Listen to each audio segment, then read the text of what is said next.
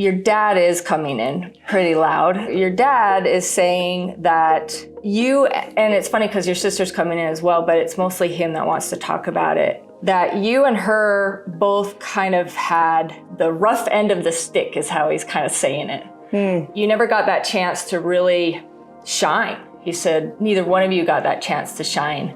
And so what he is saying is, as you've been developing and shining, you've helped the line of your family also be able to express and be free with that. And he's just in a lot of gratitude for your courage, mostly with that. That's awesome. So, and it's giving her a chance to be loved in a different light as well, where it seems like she's been kind of stuck in an in-between space, and now she can move into other spaces.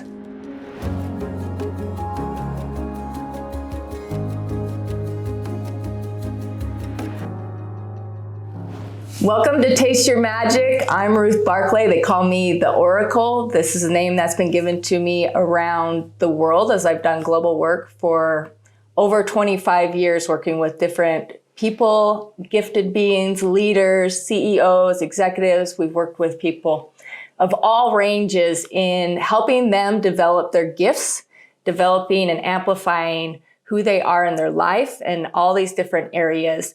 And what we are doing in these episodes are readings. So anything from a reading for yourself to communicating with animals and also communicating with loved ones. We get to give private readings here real quick and show you guys a little bit more. We're going to get started. We have Lawanna. And Lawanna is a beautiful being. We've given her the nickname the Timeless Goddess because she works with all sorts of ages and with crystals, with energy work and things of that nature too. So thanks for coming and joining us. Thank you. I'm so excited to see you. So is there anything in particular that you want to know about today?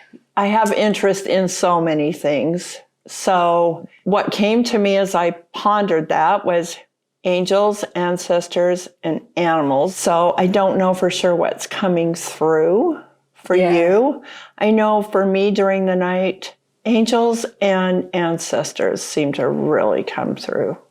I had thoughts about my sister, which is not something I've really explored very, it's very private and very personal. Yeah. So your dad is coming in pretty loud. Oh. So what's his name? Ron. Ron. That's right. Ron. And he says, I'll just be really quick and then we can move forward if you're all right with that. Sure. Okay. So your dad is saying that you, and it's funny because your sister's coming in as well, but it's mostly him that wants to talk about it, that you and her both kind of had the rough end of the stick is how he's kind of saying it. In the way you never got that chance to really shine. He said neither one of you got that chance to shine. And so what he is saying is, as you've been developing and shining, you've helped the line of your family also be able to express and be free with that. And he's just in a lot of gratitude for your courage, mostly with that. That's awesome. So, and it's giving her a chance to be loved in a different light as well, where it seems like she's been kind of stuck in an in-between space, and now she can move into other spaces. That makes sense to me. Yeah. What's her name? Kathy. Kathy. Kathy Beth. Kathy Beth. Yeah, they're just really grateful for it. Oh, that's awesome. So I feel like we want to go really far in that one, but is there something else that kind of comes up now that he's mentioned that and he's able to kind of move through a little bit? My journey with my dad was, I loved him. I love him still. It was difficult. I couldn't measure up. And so with that, I have healed a lot in the last couple of years, especially because I've just turned to loving myself. Yeah. And it's like, I don't know how to please you. I don't know how to measure up. So you help me find that space of you get to love yourself and then everything else will work out. Yeah. And what's so powerful about that is you're giving a gateway and opening up doors for your ancestral line to do the same as well and be freed even after their passings. And now your son and your grandchildren, they're setting themselves free also. And so this is just such a courageous movement for you. And the animals are so happy with you. The animals are so cute around you. I love animals, and they love me. They love me. They don't even question it like humans do. Cute. Yeah, the little ones, the little puppies are just like, well, I guess they're not really puppies anymore, are they? They've no, Hank's 3 and Kai is an old man. He's grumpy. He's 8 almost. Yeah, they just like don't even understand that you talk a human language versus their language because it's so clean the way you communicate with them. And share with us real quick, what's it like for you when you communicate with your dogs now? It's so open. I don't know how to put it into words. It's almost like telepathic. That's a good way to say it. It really is. It's just like, I know. And then I look at them and they validate whatever I'm feeling. Yeah. And vice versa. And they are so free to come and get me and tell me what they need. It's magical. Yeah. I really love it. And it has really helped me grow and just trust. Because sometimes, when you're questioning yourself with relationships and dynamics of relationships and communication and connection, you question so much and it's so easy to doubt yourself. And my dogs have helped me just erase that doubt. It's like, no, you know. Yeah, one of the things being an animal communicator in my life is I get to talk to all the animals all the time. And at the same time, when there's a distress happening, sometimes they'll like not tell me, or I'll be like too scared to translate it. And so is there something where you're good with talking with animals now? Is there something is there a question from you that I could help you with your dogs right now? Yes, thank you. Yes, there is. So one thing I've been really pondering is Kai, the 8-year-old corgi, he, for some time now has been showing digestive problems. I think it's digestive. He does this snatching.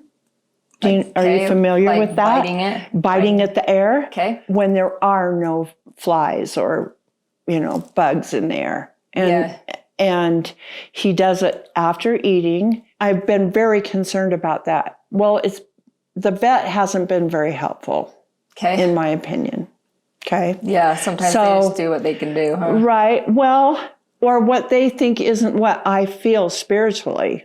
I understand that. So there's a little conflict of interest there.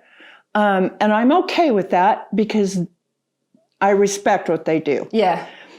At the same time, I want to help my dogs and what's best for them. And sometimes finances are an issue or, so their diet has really concerned me. And so I've been wrapped up in this rabbit hole of what do I feed them? Oh.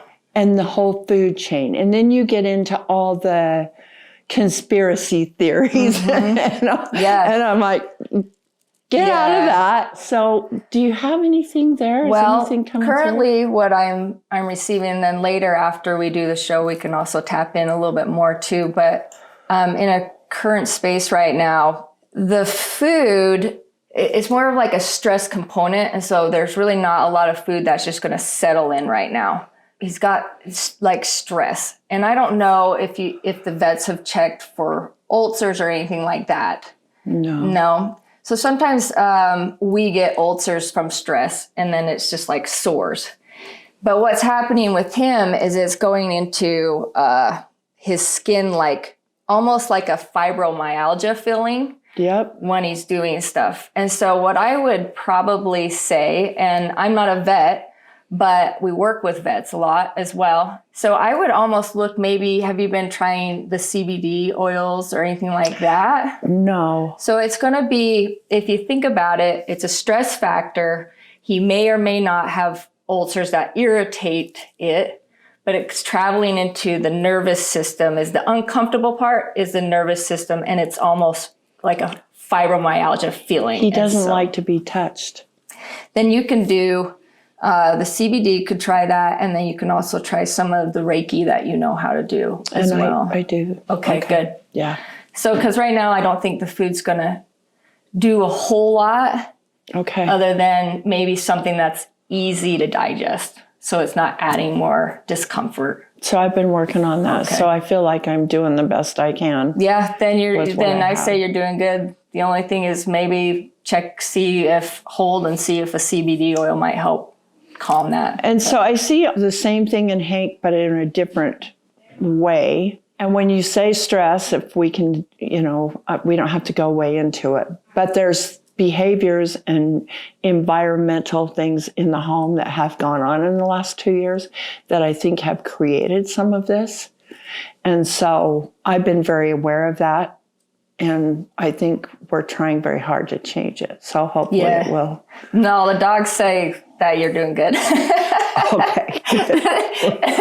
They get it. They're like, we get it. Okay, good. We just all have some residuals. Yeah, stuff. right. So they're more like, we get it. They're there. They're there. They're little rock stars. 100%. And they love us both very much. Yeah, they really do. I. But that's the biggest thing that I would say. Just settle on something that's easy to digest, and then look into how could you calm the nervous system running through the skin and stuff like that. I'll work with more Reiki, and I'll also look into the oils that are safe for dogs. Yeah, that's a good idea. But other than that, I mean, the household is changing, and it's going to kind of keep changing for a little while now. Yeah. And so it's just going to be in the movement. Yeah. And it's okay, right? Yeah, It's actually. okay. It's You're happening. doing really good. You guys are really doing Thank you. good. Yeah. Yeah. And then we might have a few more minutes. Do you have another little quick question? So I have really delved into me, or kind of put my business, like I just haven't gone after it very heartily. It's still there. I feel it's shifting. I don't know completely which way it's going to go. Do you have any? Yeah, the business.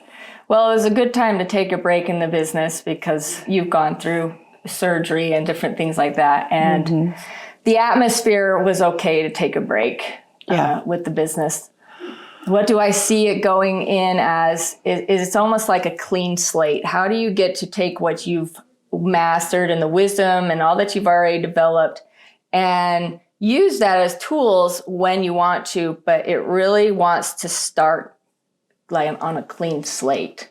And so I would, because it's not even showing, it's like, how is she going to design it? And there's just like a whole lot of ways that you could do it. But right now, the focus is starting it on a clean slate. So I would ask it. I'd go home and I would ask it, what would you like from me? Yes. And where do we get to play now in this? I love that.